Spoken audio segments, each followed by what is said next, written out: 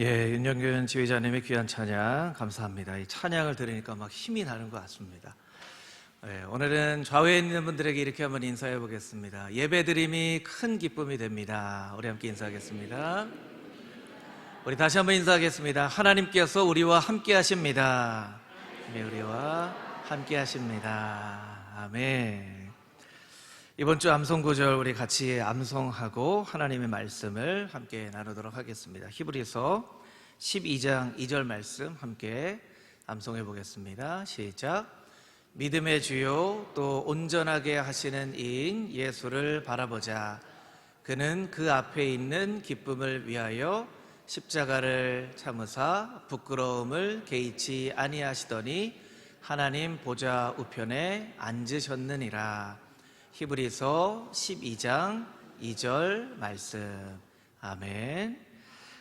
이번 주 암송 구절 야고보서 1장 5절 말씀 같이 한번 읽어보도록 하겠습니다. 시작.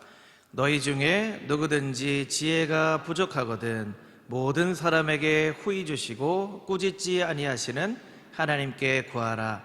그리하면 주시리라. 야고보서 1장 5절 말씀. 아멘. 이 말씀 한 주간 동안 열심히 붙잡고 살아가게 되기를 소망합니다. 오늘은 읽은 말씀으로 생명의 길로 인도하소서라는 제목으로 함께 은혜를 나누겠습니다. 성령 충만함을 경험한 사도 베드로는 11 사도들과 함께 설교를 합니다. 유대인들과 예루살렘에 사는 모든 사람들을 향해서 설교를 합니다. 성령 충만함을 경험한 사도들의 첫 번째 설교는 성도들을 향한 설교가 아니라 세상을 향한 설교였습니다.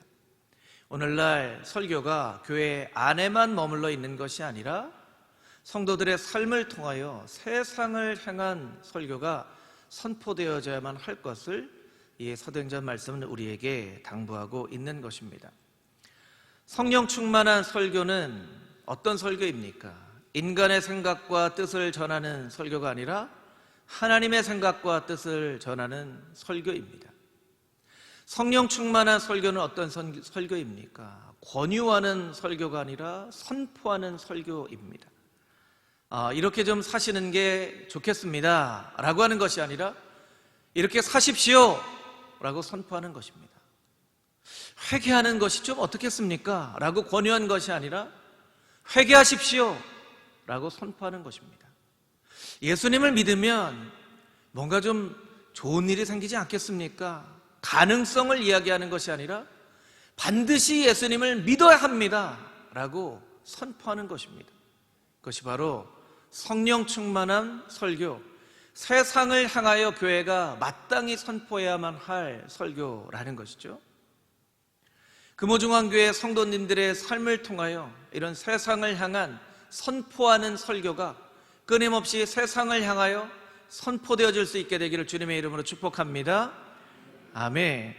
오늘은 베드로의 설교의 이 후반부를 통하여서 또한 성령 충만한 사람은 어떤 삶을 살아가는 사람인지를 함께 살펴보도록 하겠습니다.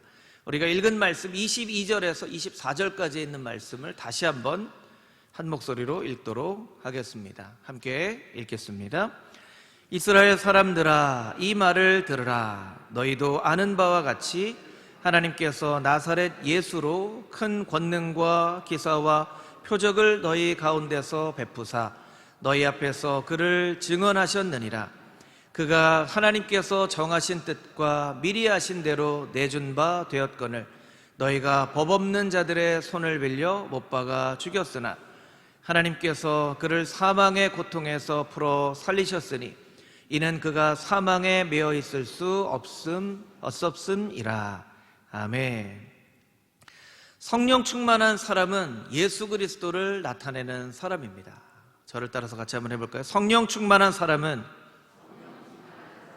예수 그리스도를 나타내는 사람입니다. 아멘. 베드로는 각기 난 곳 방언으로 방언하는 사람들에 대해서 저 사람들이 아침 9시부터 술에 취했다 라고 이야기하는 사람들의 그 이야기에 대해서 아니다, 우리가 술에 취한 것이 아니라 성령에 취한 것이다 라고 이야기하며 요엘서에 예언되어져 있는 그 말씀으로 성령 충만함의 사건을 설명을 하고 있죠. 그리고 베드로는 바로 예수 그리스도에 대해서 선포하기 시작합니다. 우리가 차치 잘못 생각할 수 있는 것은 예수 그리스도의 사건과 성령의 사건이 연속성이 없는 것이라고 생각을 하는 것이죠. 별개의 것이라고 생각을 하는 것입니다. 성경은 어떻게 이야기하고 있습니까? 예수 그리스도의 사건과 성령의 사건이 연속성이 있는 사건이다라고 이야기를 하고 있다는 거예요. 성령운동의 유일한 목적은 예수 그리스도의 이름을 높이는 데 있지 병을 고치거나 기적을 행하는 데 있지 않습니다. 근데 우리는 때때로 잘못된 성령운동을 하는 사람들을 보기도 합니다. 그래서 예수 그리스도의 이름이 높아지는 것보다 어떤 병이 고쳐졌는지 어떤 기적이 일어났는지에 더 우리가 관심을 갖게 되는 경우들이 있다는 거예요. 여러분, 그런 성령운동은 건강한 성경적인 성령운동이 아닙니다. 오직 성령님께서는 예수 그리스도의 이름을 높이도록 우리에게 말씀해주고 있다는 거예요.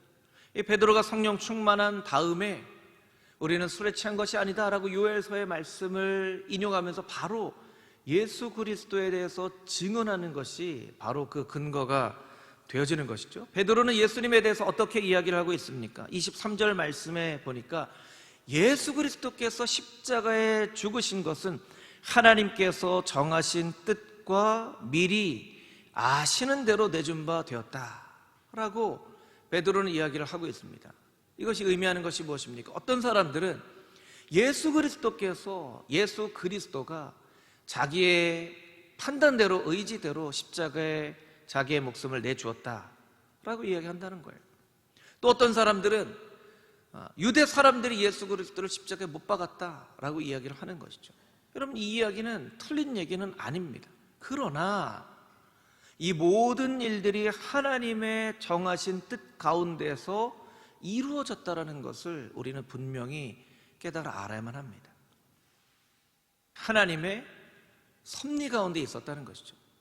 하나님의 보여지는 역사를 기적이라고 한다면 하나님의 우리의 눈에 보여지지 않는 것을 섭리라고 할 수 있는데, 우리의 눈으로는 이해가 되지 않는 메시아를 이 땅 가운데 보내셨으면 메시아를 통하여 로마의 정부를 뒤집어 엎고 이스라엘의 새로운 나라를 세우는 것이 인간적인 생각인데, 왜 메시아가 이 땅 가운데 와서 저 참혹한 십자가의 죄인처럼 못 박혀 죽어야만 했는가? 사람들은 그 뜻을 알지 못했어요. 그 뜻을 알지 못하니까 예수 그리스도를 거부하고 십자가에 못 박혀 죽게 한 것이죠. 십자가에 못 박아라, 십자가에 못 박아라 한 거예요. 우리가 생각하는 메시아는 이런 종류의 메시아가 아니다라는 거예요. 사람들은 하나님의 보여지지 않는 그 섭리를 다 이해하지 못했어요. 오늘날에도 마찬가지입니다. 하나님은 여전히 일하고 계시지만 우리가 하나님의 일하고 계신 것을 다 깨달아 알지 못합니다. 하나님의 섭리를 다 이해하지 못합니다. 하나님의 섭리는 시간이 다 지난 이후에 그 과거를 돌아볼 때 그 일 가운데 하나님의 숨겨진 이런 뜻이 있었구나 라고 발견을 하게 되는 것이죠. 지금 우리가 코로나 때문에 너무 어려움 가운데 있지만 이 가운데도 하나님이 여전히 일하고 계시고, 이 코로나19가 다 끝나고 난 이후에야 하나님께서 코로나19를 왜 우리에게 허락하셨는지가 우리가 다 이해가 될 거예요. 하나님께서 여전히 일하고 계시다는 거예요. 이것은 하나님의 정하신 섭리 가운데 있는 사건이라는 것이죠. 베드로는 또 예수님에 대해서 어떻게 이야기하고 있습니까? 24절 말씀에 보면 하나님께서 그를 사망의 고통에서 풀어 살리셨으니 이는 그가 사망에 매여 있을 수 없었음이라, 이렇게 이야기하고 있습니다. 저를 따라서 한번 해볼까요? 그가 사망에 매여 있을 수 없었음이라. 여러분, 예수님은 사망에 매여 계실 분이 아닙니다. 무덤에 가둘 수 있는 분이 아니십니다. 그래서 하나님께서 그를 그 메인 곳에서 풀어주셨다는 거예요. 그 무덤문을 열고 나오게 하셨다는 거예요. 그러면 우리가 어떻게 기도할 수 있습니까? 하나님, 예수님이 사망에 매여 있을 수 없는 분이었던 것처럼 그 무덤에 가둬둘 수 없는 분인 것처럼 우리가 하나님의 자녀인데 예수 그리스도의 생명의 놀라운 능력을 우리에게도 허락하여 주셔서 우리를 얽매이고 있는 그 죽음 같은 절망과 낙담과 좌절과 한숨에 매여 있지 않게 하여 주시고 무덤에 갇혀 있는 것처럼 갇혀 살지 않도록 우리를 인도하여 주시고 우리에게 자유함을 허락하여 주시옵소서. 우리가 하나님 앞에 그렇게 간구할 수 있다는 거예요. 여러분 혹시 한 주간 죽음 같은 한숨과 죽음 같은 절망과 죽음 같은 낙담에 매여 살아가고 있었던 성도님들이 혹시 이 가운데 계십니까? 혹시 무덤 같은 그 절망에 갇혀서 살고 있었던, 눈물을 흘리며 살 수밖에 없었던 그 시간들 가운데 있었던 분들이 있으십니까? 이 말씀으로 선포합니다. 죽음 같은 좌절과 한숨과 낙담과 무덤처럼 매어있는 것이 모두 끊어지게 되기를 주님의 이름으로 선포합니다. 아멘. 왜냐하면 우리는 하나님의 자녀로서 그 죽음이 맬 수 없는 자녀라는 것을 오늘 이 말씀을 통해서 하나님께서 우리에게 알려주고 계신 거예요. 예수 그리스도를 죽음에 맬 수 없었던 것처럼 사단은 우리도 또한, 하나님의 자녀인 우리도 또한 죽음에 맬 수 없다는 것을 우리가 반드시 기억하며 살아야만 하는 것이죠. 25절부터 28절까지 있는 말씀을 다시 한번 읽어보겠습니다. 25절부터 28절 말씀 우리 한 목소리로 같이 읽겠습니다. 다윗이 그를 가리켜 이르되 내가 항상 내 앞에 계신 줄을 배웠으며 나로 요동하지 않게 하기 위하여 그가 내 우편에 계시도다. 그러므로 내 마음이 기뻐하였고 내 혀도 즐거워하였으며 육체도 희망에 거하리니 이는 내 영혼을 음부에 버리지 아니하시며 주의 거룩한 자로 썩음을 당하지 않게 하실 것임이로다. 주께서 생명의 길을 내게 보이셨으니 주 앞에서 내게 기쁨이 충만하게 하시리로다 하였으므로. 아멘. 성령 충만한 사람은 어떤 사람입니까? 성령 충만한 사람은 미래의 소망을 말하는 사람입니다. 같이 해보겠습니다. 성령 충만한 사람은 미래의 소망을 말하는 사람입니다.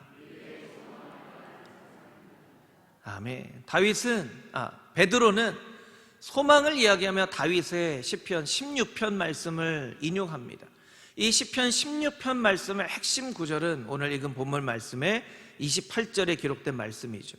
주께서 생명의 길을 내게 보이셨으니, 오늘 설교의 제목이기도 하죠. 생명의 길을 내게 보이셨으니. 그런데 다윗이 정말 생명의 길을 걸어갔기 때문에 생명의 길을 보이셨다고 이야기하는 것은 아니었어요. 다윗이 걸어가는 그 길은 도망자의 길이었습니다. 한 치 앞도 모르는 길이었습니다. 언제 잡혀서 죽을지도 모르는 길이었습니다. 다윗의 걸어간 길은 사실은 길이 아니었습니다. 길이 아닌 곳으로 갔습니다. 길이 아닌 곳을 통해서 아둘람 불러갔고 길이 아닌 곳을 통해서 십황무지로 갔습니다. 왜냐하면 길을 따라갔으면 사울이 쫓아올 것이 분명하였기 때문에 길이 아닌 곳을 걸어갔죠. 그리고 다윗이 간 그 길이 아닌 그곳이 다윗이 걸어갔기 때문에 길이 되었습니다. 우리가 걸어가는 길은 사람들이 이미 걸어간 길을 따라 걸어가는 그런 길도 있고 한 번도 걸어가 보지 못한 그 길도 있습니다. 사람들이 걸어간 길은 성경에 근거하면 넓은 길입니다. 사람들이 걸어가 보지 않은 길은 좁은 문으로 가는 길입니다. 여러분, 이 코로나19의 시대에 우리가 이렇게 예배를 드리는 것은 여태까지 교회 역사 가운데 한 번도 걸어가 보지 않은 길이에요. 우리는 그 길을 걸어가고 있습니다. 그러니까 때로 이게 맞는 길인지 맞지 않는 길인지에 대해서 좀 의심이 들 때도 있는 것입니다. 그것은 당연한 의심입니다. 그러나 우리가 걸어간 이 믿음의 길을 따라서 우리의 믿음의 후배들도 걸어가고 그 후배들도 걸어가게 되면 우리가 걸어가는 그 길이 없었던 곳에 길이 생겨지는 것이죠. 여러분이 걸어가는 그 길에 길이 생겨진다고 한번 생각해 보십시오. 성경의 기자는 이야기합니다. 하나님은 길을 만드시는 분이라고 얘기합니다. 웨이메이커라고 하죠. 웨이메이커. 길을 만드시는 분. 광야에 길이 없었는데 길을 만드시는 분. 우리가 걸어가는 길은 길이 아니기 때문에 때로 불안하고 때로 낙담이 되고 때로는 의심이 되기도 하지만 하나님은 길을 만드신 분이시기에 그 하나님을 따라가는 그 길이 바로 생명의 길이 되는 것입니다. 여러분, 생명의 길이 이렇게 따로 있는 게 아니에요. 이렇게 표지판이 이렇게 있어서 자, 이제 생명의 길로 걸어갑니다. 뭐 금오동 길 이렇게 있잖아요. 무수막길 이렇게 있잖아요. 그 길로 걸어가는 게 아니에요. 우리는 한 번도 걸어가 보지 못한 길을 걸어가는 거예요. 하나님께서 생명의 길이 되시기 때문에 그 하나님 따라 걸어가는 것이죠. 생명의 길이 되는 거예요. 여러분, 우리 앞에 소망이 보여질 수도 있고 절망이 보여질 수도 있어요. 세상을 바라보면 절망을 보게 됩니다. 하나님을 바라보게 되면 소망을 보게 됩니다. 할렐루야. 아멘. 1960년대에 영국의 런던은 절망적인 도시였습니다. 너무나 공기가 오염되어져 있었던 도시였어요. 그래서 스모그라고 하는 말이 런던에서 만들어졌죠. 이 스모크라고 하는 담배 연기, 매연이라고 하는 스모크와 안개라고 하는 포그라는 말이 합쳐져서 이렇게 스모그라는 말이 만들어졌죠. 그래서 런던에 사는 사람이 아침에 일어나면 이 차욱한 안개와 매연이 뒤섞여져 있는 그 공기를 마시고 살아갔어야 됐어요. 여러분, 1960년대에요. 그냥 그 공기를 마신다는 이유로 수천 명의 사람이 죽었습니다. 오늘날 미세먼지하고는 비교할 수 없는 거예요. 그냥 숨 쉰다는 그 이유만으로, 요새 그런 농담도 있잖아요. 그냥 숨만 쉬면서 살아갈 뿐입니다. 그냥 숨만 쉬며 살아가는데도 사람들이 죽었어요. 수천 명의 사람들이 죽었어요. 사람들은 이야기했습니다. 런던은 소망이 없다고. 런던은 소망이 없다고. 런던과 같이 절망적인 도시가 어디 있냐고 이야기를 했습니다. 그러면 여러분, 런던이 사라졌나요? 아니에요. 오늘날 세계 금융의 중심지가 되어져 있죠. 세계 대도시 가운데 가장 깨끗한 공기를 가지고 있는 도시가 바로 런던입니다. 어떤 사람은 절망의 눈으로 런던을 바라봤어요. 그런데 소망의 눈으로 그 도시를 고쳐간 웨이메이커, 길을 만드는 사람들이 있었다는 거예요. 런던의 예를 들을 필요가 없습니다. 여러분, 1997년에 우리나라에 어떤 일이 있었죠? 1997년, 20년이 좀 지난 일이지만 다 잊어버리시진 않았죠. 1997년에 무슨 일이 있었죠? IMF가 있었죠. IMF가 뭡니까? 국가가 부도가 났다는 거예요. 여러분, 작은 회사가 부도가 나도 정말 그 회사를 다시 세우기가 너무나도 어려운데, 여러분, 나라가 부도가 났어요. 전 세계에 우리나라가 부도가 났습니다 하고 이야기를 하는 거예요. 이 부도가 났다는 건 무슨 얘기입니까? 이제 우리 끝입니다, 이런 얘기예요. 끝입니다. 그래서 IMF라는 단체에게 많은 돈을 빌려오지 않으면 이 나라가 회생하기 어려운, 저도 그때 이제 기억이 나는데요. 9시 뉴스에 계속 그런 뉴스가 났던 것 같아요. 어떤 기업에 부도가 났습니다. 어떤 기업에 부도가 났습니다. 어떤 기업에 부도가 났습니다. 계속 부도가 났습니다는 그런 뉴스가 있었어요. 세상 사람들이 생각했겠죠. 이제 한국이라는 나라가 끝이 났구나.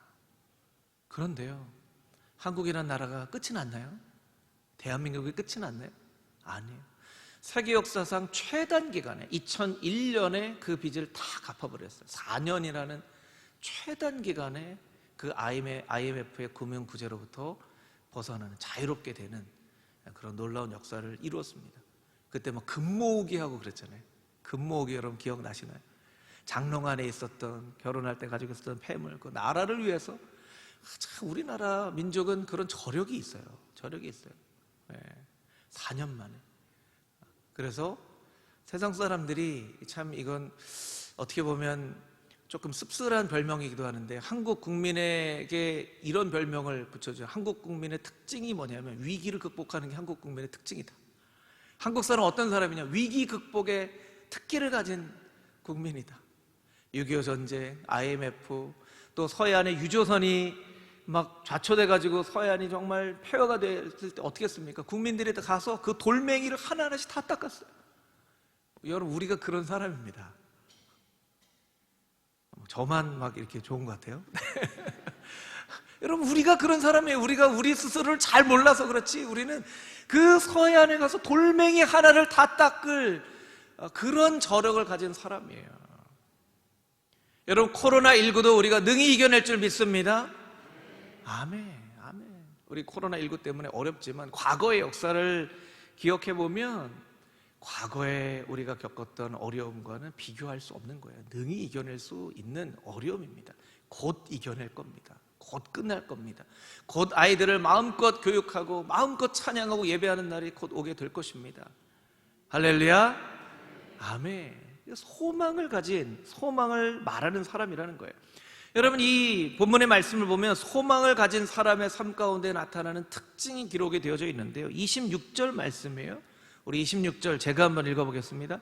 그러므로 내 마음이 기뻐하였고 내 혀도 즐거워하였으며 육체도 희망에 거하리니. 소망을 가진 사람에게 세 가지 특징이 있다는 거예요. 첫 번째, 마음이 기뻐합니다. 두 번째, 혀가 즐거워합니다. 세 번째, 육체가 희망에 거합니다. 소망을 가진 사람은요, 마음이 기뻐요. 마음이 기쁘다는 건 무엇입니까? 이 마음이 긍정적인 마음을 가지고 있어야 긍정적인 행동과 표정이 나타나는 거죠. 일체유심조라는 말이 있습니다. 모든 것이 다 마음에 의해서 창조가 된다는 것이죠.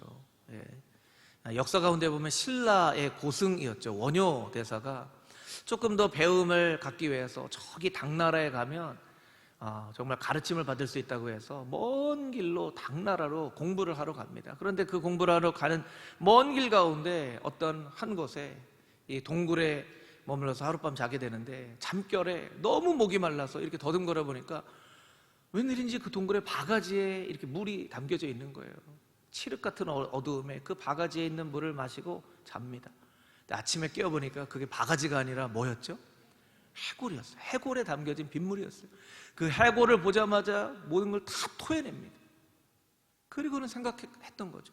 아니, 저녁에 그렇게 꿀처럼 달았던 그 물이 해골에 담겨져 있는 물인데 이게 해골인지 몰랐더라면 내가 이게 참 달다 하고 마셨을 것으로 끝났을 텐데 이게 내가 해골을 본다고 이걸 다 토해내다니, 이게 마음먹기에 달려있구나 해서 당나라로 가는 그 걸음을 멈추고 다시 신라로 돌아갔죠.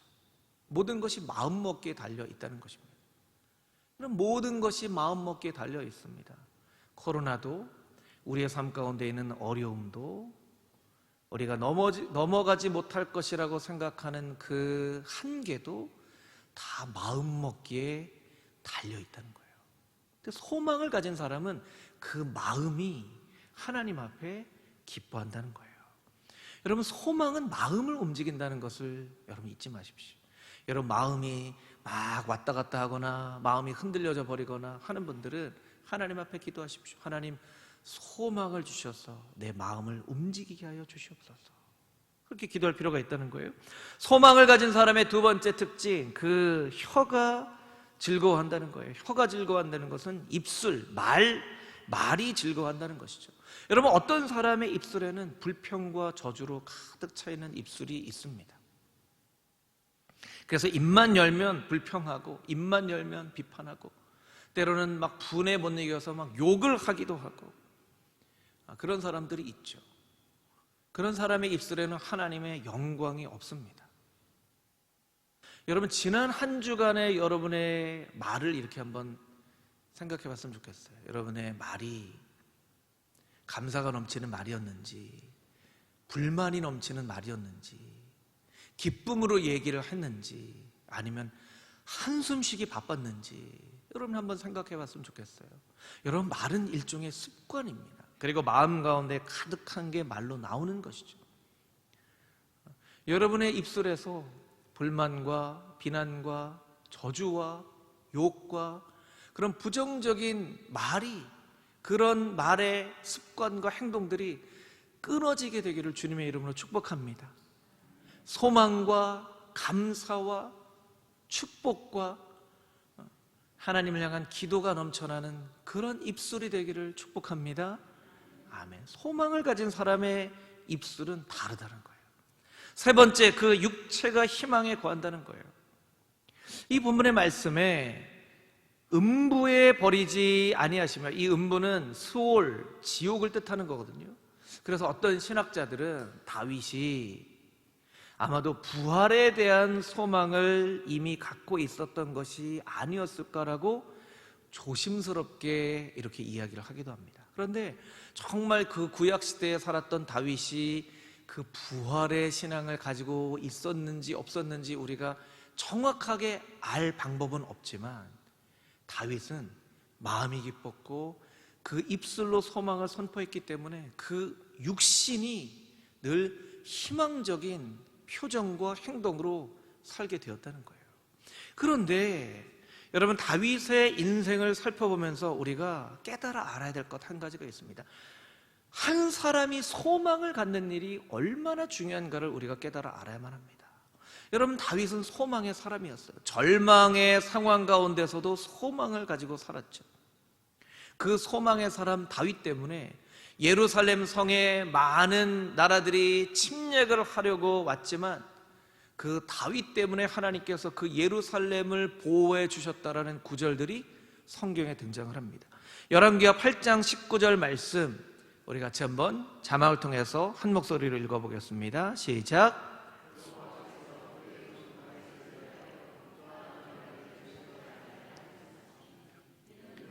그의 자손에게 항상 등불을 주겠다고 말씀하셨음이더라. 아멘. 이 열왕기하 8장 19절 말씀은요, 다윗이 죽은 지 156년 뒤에 쓰여진 말씀이에요. 156년 뒤에 이스라엘, 유다가, 예루살렘이 멸망할 상황 가운데 왔는데 하나님께서 말씀하시는 거예요. 내가 그와 그 자손에게 항상 등불을 주겠다고 하였기 때문에, 그 약속 때문에 예루살렘을 내가 이렇게 지켜주겠다. 또 한 구절 볼까요? 열왕기하 19장 32절부터 34절 말씀, 우리 한 목소리로 읽어보겠습니다. 시작.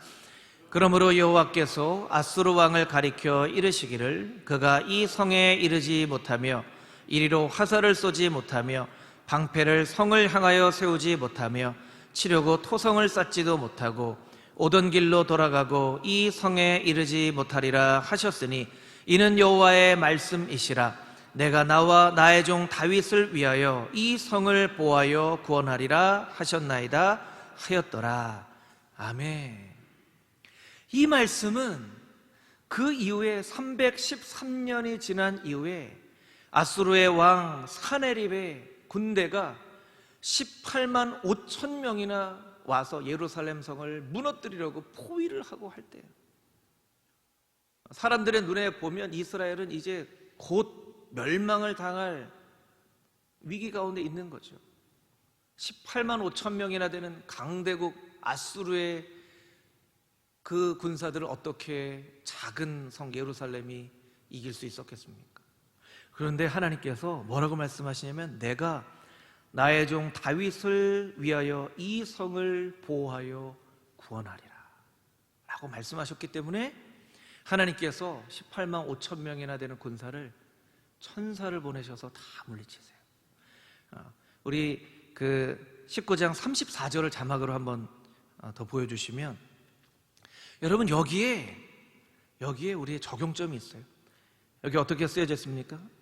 내가 나와 나의 종 다윗을 위하여 이 성을 보호하여 구원하리라. 여기 다윗에 여러분의 이름을 넣으시고요, 이 성에 여러분의 가정, 금호중앙교회, 이 나라를 이렇게 바꿔서 넣을 수 있다는 거예요. 제가 한번 해볼까요? 저를 해보겠습니다. 내가 나의 종 안광국을 위하여 그 가정을 보호하여 구원하리라. 나의 종 안광국을 위하여 금호중앙교회를 보호하여 구원하리라. 안광국을 위하여 이 나라 대한민국을 보호하여 구원하리라. 그러면 이렇게 적용할 수 있다는 거예요. 여러분의 이름을 넣어서 한번 해볼까요?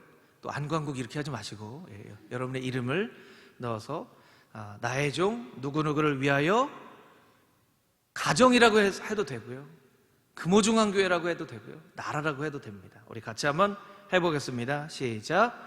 나의 종 안광국을 위하여 금호중앙교회를 보호하여 구원하리라. 할렐루야. 아멘. 여러분, 이 말씀을 여러분 핸드폰에다 기록해 주시고 포스트에서 적어놓고 여러분 냉장고나 아니면 집 문이나 이렇게 적어놓으시고 여러분 이 말씀을 근거해서 기도하세요. 하나님, 하나님의 소망의 사람 다윗을 인하여 그 성을 보호하여 구원하여 주셨던 것처럼 하나님, 소망의 사람 나 누구를 위하여 나의 가정을 보호하시고 구원하소서. 금호중앙교회를 보호하고 구원하소서. 어려움 가운데 있는 이 나라, 이 민족을 보호하고 구원하소서. 그렇게 하나님 앞에 간절한 마음으로 기도할 수 있는 다윗과 같은 소망의 사람들이 다 되시기를 주님의 이름으로 축복합니다. 아멘. 우리 마지막으로 32절, 33절에 있는 말씀 우리 같이 한번 읽어보도록 하겠습니다. 32절, 33절 함께 읽겠습니다. 이 예수를 하나님이 살리신지라 우리가 다 이 일의 증인이로다. 하나님이 오른손으로 예수를 높이심에 그가 약속하신 성령을 아버지께 받아서 너희가 보고 듣는 이것을 부어 주셨느니라. 아멘. 성령 충만한 사람은 어떤 사람입니까? 증인으로 사는 사람입니다. 우리 같이 한번 따라해 볼까요? 성령 충만한 사람은 증인으로 사는 사람입니다. 여러분, 첫 번째 뭐였죠? 성령 충만한 사람은 어떤 사람이라고요?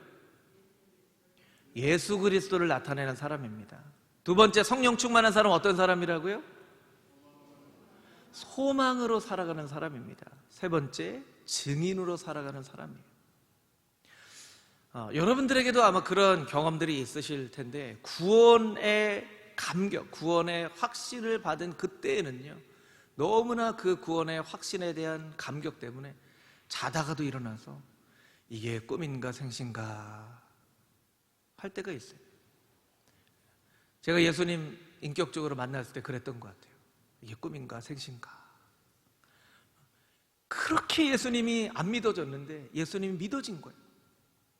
그렇게 성경을 한 장만 읽어도 졸렸는데 성경이 막 읽혀지는 거예요. 새벽 예배는 꿈도 못 꿨는데 새벽 시간만 되면 눈이 떠지는 거예요.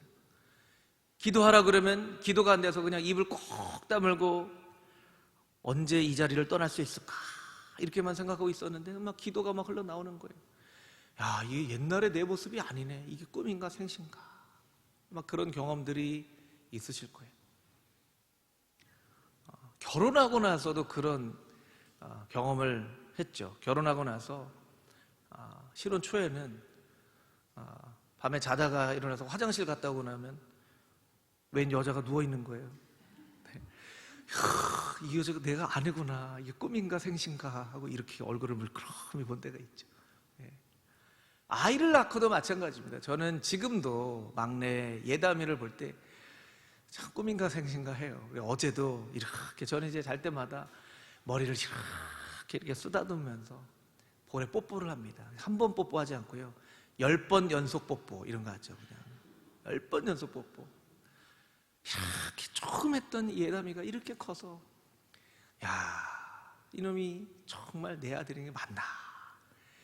이런 게 막 아직도 막 새로워요. 근데 좀 중학교 가면 그런 마음이 없어지더라고요. 예, 중학교 가면 좀 어릴 때는 이 아들이 내 아들이 맞는가 하는데 중학교 가면 이놈의 자식이 내 아들이 맞나 이렇게 되더라고요. 예. 차를 처음 샀을 때 여러분 기억나세요? 밤에 괜히 밖에 나가서 주차장에 이렇게 보면서 내 차가 무사히 안전하게 잘 있나 이렇게 막 확인을 하죠. 예.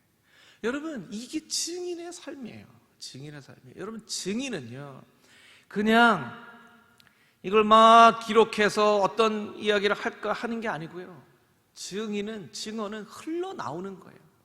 증언은 흘러나오는 거예요.